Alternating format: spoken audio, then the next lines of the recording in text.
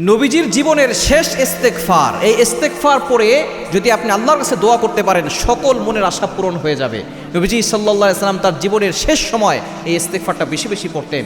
ইস্তেগফারের ফজিলত অনেক বেশি, এটা আমরা সকলেই জানি। তবে কোন ইস্তেগফারটা বেস্ট এটা কিন্তু আমরা অনেকেই জানি না। অবশ্য অনেক ইস্তেগফার রয়েছে, বিশেষ করে সাইয়্যিদুল ইস্তেগফার, এটা পড়লে আল্লাহ পাক রব্বুল আলামিন সেদিনে মারা গেলে তাকে জান্নাতের ব্যবস্থা করবেন এবং ইস্তেগফার পড়ার দ্বারা আল্লাহ পাক রব্বুল আলামিন গুনাহ ক্ষমা করে দেন। ইস্তেগফারের ফজিলত কি কি আল্লাহ পাক রব্বুল আলামিন নিজে বলে দিয়েছেন, কোরআন খোলেন।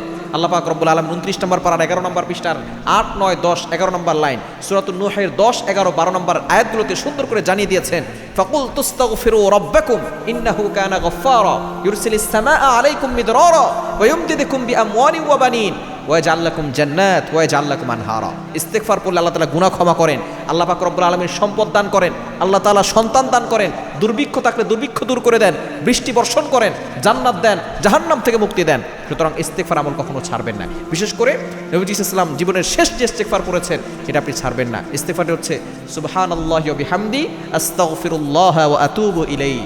এই ছোট্ট ইস্তেগফার পরে যদি আপনি আল্লাহর কাছে দোয়া করতে পারেন, আল্লাহ তাআলা আপনার সকল দোয়া কবুল করবেন, আপনার সকল চাহিদা পূরণ করবেন, আপনার সকল মনের আশাগুলো আল্লাহ তাআলা পূরণ করে দিবেন।